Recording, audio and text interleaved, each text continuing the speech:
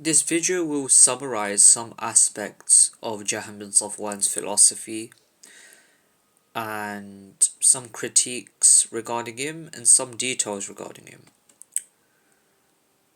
And so, in conclusion of this series, we begin by saying that Jahm bin Safwan fell into argumentation. Jahm bin Safwan engaged with argumentation with various different groups, and traditionalist or orthodox sort of Sunni scholars have critiqued him because of the fact that he did not seek religious knowledge. Of course, if somebody took a more anti-institutional or anti-clerical approach, they would most likely argue that these institutions encourage monotony of thought, and Jahm bin Safwan, by instead of seeking religious knowledge at a traditional institution and instead engaging in debates with various groups, he was developing his critical thinking skills and he was developing his own unique ideas and thoughts. Of course, the issue that the traditionalists would take is that Jahm bin Safwan, because of the fact that he lacked a traditionalist training in the religious sciences, he lacked fundamental knowledge of which to base his beliefs on. And due to his lack of fundamental knowledge of scripture, he fell into misguidance. At least that is what the traditionalists would claim. And there's an important undertone here of sort of clericalism and this kind of institutionalization of orthodoxy, that the institutions of learning within the Muslim world sought to keep religious scholarship within the bounds of those institutions, and they were very much against those who went against those institutions, for better or for worse, because there is of course truth to the claim that those who do not have traditional training in the religious sciences would develop sort of unorthodox views, let's say, or unique positions. And it's understandable from a traditionalist perspective why they would view that as a negative, and really is understandable if what they view as the orthodox creed established by the Quran and the Sunnah, if Jahm bin Safwan was going against that. And of course, it is quite obvious that Jahm bin Safwan was influenced by a lot of external philosophies outside of the original sort of Islamic tradition, at least up till that point. The Ash'aris and the Maturidis later came along and attempted to synthesize rational argumentation with religious orthodoxy, and later they attempted to synthesize Avicennian philosophy and other forms of philosophy with this kind of rational theology that they had developed. But this was, of course, a later development. At this point, there was no understanding of having a rational theology that can be used to defend Orthodox creed.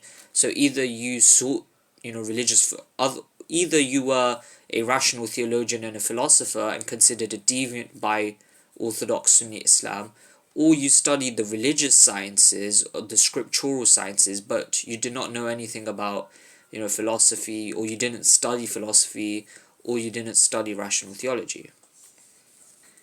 Jahm bin Safwan studied under Ja'ad bin Dirham, who was the first to deny the attributes of God. For example, he was the first to say that the Quran was created and that God did not take Abraham as a intimate friend, and that he did not speak directly to Moses, which are established creeds in religious scripture. And in books of heresiography, it's traditionally mentioned that he took this from the Jews, although of course this may not be fully authentic. Jahm bin Safwan debated the Sumaniya, an Indian Buddhist sect. He was influenced by these debates to adopt different positions, such as the affirmation of an existence which cannot be sensed, meaning such an existence that it is not possible to sense its existence with the five senses. It's very important to also note the political background in which Jahm bin Safwan and his ideas developed, because theology is not in isolation from politics, rather politics and theology are intertwined and interconnected. This clearly refutes and demonstrates the error of not only those who may view religious theology as being isolated and pure from the realm of politics, but also those who think that theology has no role or ideas do not influence economics or politics or the material world, or how sort of society operates. The reality is that these ideas are very real and they have very real world consequences, and they've affected and have incredible consequences on the lives of millions of people. Yet at the same time, they do not exist in isolation, and they exist in tandem with politics.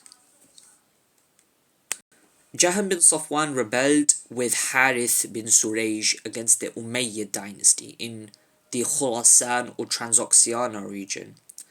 The scholars, the traditionalist scholars of the pious predecessors, the Salaf, argued that he was a disbeliever, alongside many of the later rational theologians or mutakallimun, who many of these traditionalist scholars argued were following in Jahm bin Safwan's footsteps. Dr. Yasir Qadi makes an interesting point where he traces the chain of Jahm's ideas back to his teachers. He says that Jahm bin Safwan took his ideas from Ja'ad bin Dirham, who took them from John of Damascus, who took them from Saint Cosmas of Aegioe, who took his ideas from the philosophers of Greece.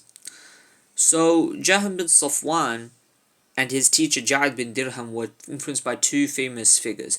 John of Damascus was a famous Christian theologian during the early Islamic period. John of Damascus, this figure, had ideas that were similar to those of the Mu'tazila, and he preceded the Mu'tazila. And he in turn was influenced by Saint Cosmas, who was in turn influenced by the philosophers of Greece. Jahm was alone in saying that God's knowledge is originated, hadith, it's contingent. And he also was alone, he was unique in saying that angels did not exist, and saying that heaven and hell shall eventually perish or come to an end.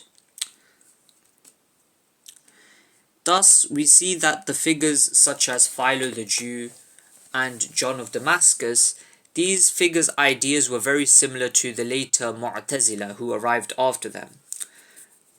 And we see how these thinkers eventually led to the rise of these sects within the Islamic tradition, and how their ideas later influenced these sort of rationalist or philosophical Islamic groups.